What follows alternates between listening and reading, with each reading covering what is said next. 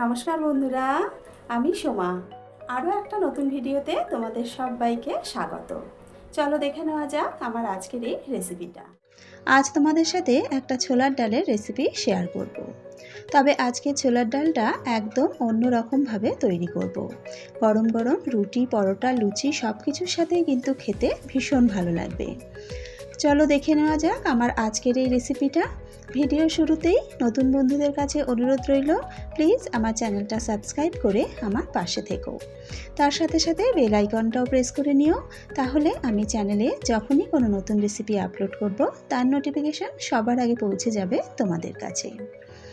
ছোলার ডাল তৈরি করার জন্য এখানে আমি 200 গ্রাম ছোলার ডাল নিয়ে নিয়েছি। ডালটাকে খুব ভালো করে ধুয়ে নিয়ে 2 ঘন্টা ভিজিয়ে রেখেছিলাম। তারপর আবারও একবার খুব ভালো করে ধুয়ে নিয়েছি। এবার প্রেসার কুকারে নিয়ে একটা সিটি দিয়ে ডালটাকে সেদ্ধ করে নেব। ডালটা সেদ্ধ করে নেওয়ার পর একটা কড়া গরম করে তাতে দিয়ে দিলাম 3 টেবিল চামচ মতো তেল। তেলটা গরম করে নিয়ে ফোড়নের জন্য দিয়ে দিলাম একটা তেজপাতা, একটা শুকনো লঙ্কা, 2টো থেতো করা ছোটো এলাচ, 2 টুকরো দারচিনি, 2টো লবঙ্গ, আর দিয়েছি হাফ চা চামচ গোটা জিরে। ফোড়ন থেকে সুন্দর একটা গন্ধ বেরিয়ে আসা পর্যন্ত ফোড়নটাকে একটু ভেজে নিলাম। এবার এতে দিয়ে দিলাম টুকরো করে কেটে নেওয়া আলু। 2টো মাঝারি সাইজের আলুকে একটু বড় বড় টুকরো করে কেটে নিয়েছি। আলুটাকে মিনিট 2 সময় নিয়ে একটু ভেজে নিলাম।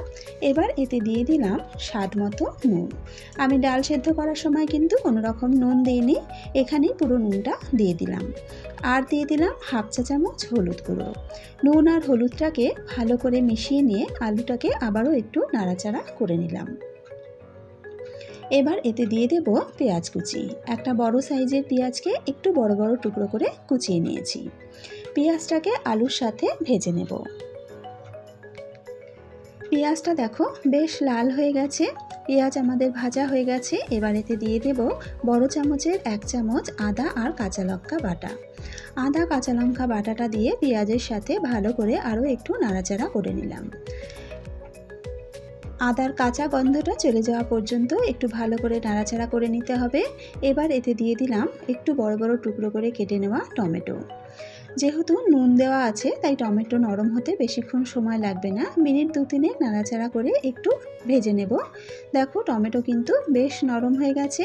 এবার বাকি গুঁড়ো মশলাগুলো দিয়ে দেব। প্রথমে দিয়ে দিলাম হাফ চা চামচ জিরে গুঁড়ো, হাফ চা চামচ ধনে গুঁড়ো, হাফ চা চামচ লাল লঙ্কার গুঁড়ো, আর দিয়ে দিলাম সুন্দর একটা রঙের জন্য হাফ চা চামচ কাশ্মীরি লঙ্কার গুঁড়ো। মশলাগুলো সমস্ত কিছু খুব ভালো করে মিশিয়ে নেব। এবার মশলা কষানোর জন্য অল্প করে জল দিয়ে দিলাম। জল দিয়ে খুব ভালো করে আলুর সাথে মশলা কষিয়ে নেব।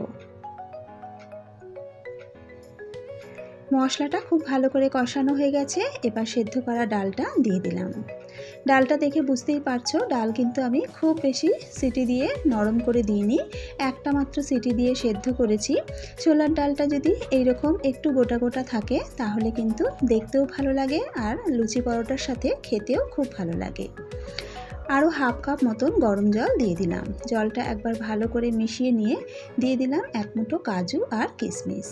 ছোলার ডালে কাজু কিশমিশ দিলে কিন্তু খেতে খুব ভালো লাগে।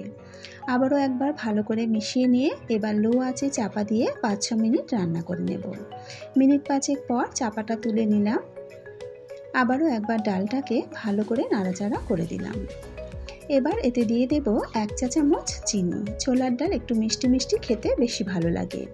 আর দিয়ে দিলাম সামান্য একটু ধনেপাতা কুচি। ধনেপাতাটাকে দিয়ে আবারও একবার ভালো করে মিশিয়ে নিলাম। এই সময় দেখে নেব আলুটা আমাদের কতটা সেদ্ধ হয়েছে। আলু কিন্তু খুব ভালোভাবে সেদ্ধ হয়ে গেছে। আমাদের ছোলার ডালও কিন্তু প্রায় হয়ে এসেছে। এই সময় দিয়ে দেব হাফ চা চামচ গরম মশলার গুঁড়ো। গরম মশলার গুঁড়োটা ভালো করে মিশিয়ে নিলেই কিন্তু আমাদের আজকের ছোলার ডাল একদম রেডি। এবার গ্যাস বন্ধ করে নামিয়ে সার্ভ করে নেব। তৈরি হয়ে গেল একদম নতুনত্ব ধরনের একটা ছোলার ডালের রেসিপি। গরম গরম রুটি, পরোটা, লুচি সব কিছুর সাথে কিন্তু এই ছোলার ডালটা খেতে ভীষণ ভালো লাগে। আশা করি আমার আজকের এই রেসিপিটা তোমাদের ভালো লেগেছে। যদি রেসিপিটা ভালো লেগে থাকে তাহলে অবশ্যই কিন্তু রেসিপিটা একবার বাড়িতে ট্রাই করো। আর বাড়িতে ট্রাই করলে খেতে কেমন হয় কমেন্টস করে আমাকে জানাতে কিন্তু ভুলো না। আজকের ভিডিও এখানেই শেষ করছি। আবারও হাজির হয়ে যাব একটা নতুন রেসিপির সাথে। সকলে ভালো থেকো, সুস্থ থেকো।